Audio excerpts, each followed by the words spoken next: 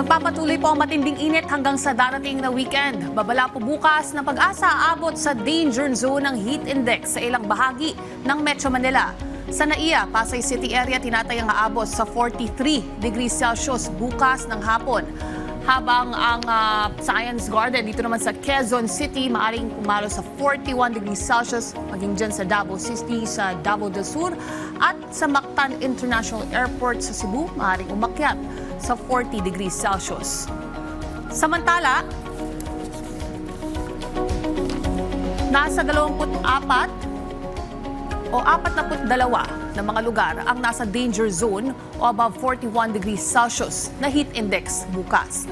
Ayon sa heat index forecast ng Pag-asa, kabilang dyan ang Sangley Point, Cavite, Agusan at Surigao del Sur at Borongan, Eastern Samar. Tinatayang papalo po dyan sa 45 degrees Celsius bukas.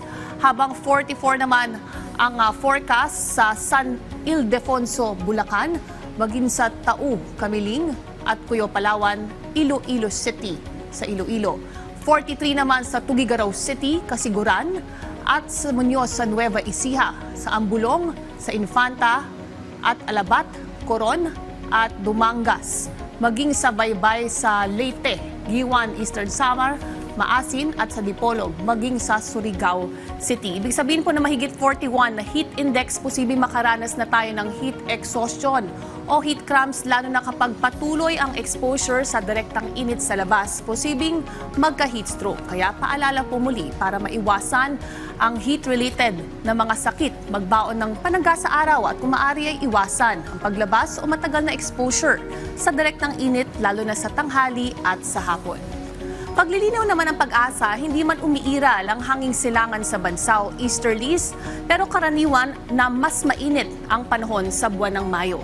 Samantala, ang low pressure area na nakikita natin rito, yung dating bagyong Kaloy, wala nang direktang epekto sa ating bansa. Posibleng mag-dissipate o maluso na yan bukas o sa araw ng Sabado. Sa mga nakabakasyon naman this weekend, ito naman ang ating beach weather sa ilang mga destinasyon sa bansa.